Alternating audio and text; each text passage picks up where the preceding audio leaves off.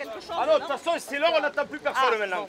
Alors donc, Ils font partie des supporters les plus courageux, ceux qui vont rallier Londres en autocar.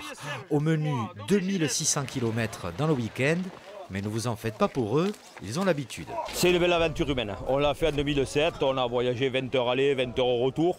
Et il y a beaucoup de gens qui étaient là en 2007, qui sont revenus et qui ont été dans les premiers appelés en me disant Serge, on vient. Hein. Et donc, on est là, on est prêts, on y va. En bus, en train ou en avion, 4 à 5 000 supporters des Dragons seront à Londres pour assister à la grande messe du rugby à 13. La Cup, c'est la doyenne des compétitions britanniques, 121 ans d'histoire.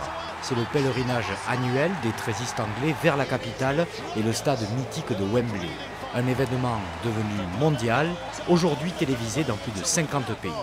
En 2007, les Dragons catalans ont créé la surprise en s'invitant à la fête, mais se sont inclinés en finale. Cette fois, le club compte bien ramener la coupe à Perpignan.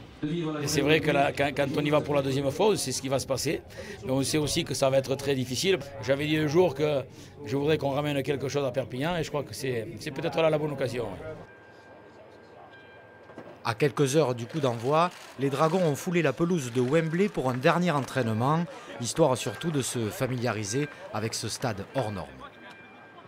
On s'est beaucoup imaginé dans ce stade et là, enfin de pouvoir s'entraîner déjà et voir à quoi ça ressemble, on a senti que tout le monde était enthousiaste et c'est bien, voilà, maintenant on va essayer de se préparer au mieux pour être prêt pour la finale. Après s'être testé, Louis Anderson, le plus catalan des Néo-Zélandais, a malheureusement dû déclarer forfait. Il est remplacé dans le groupe par le jeune troisième ligne, Michael Goodman.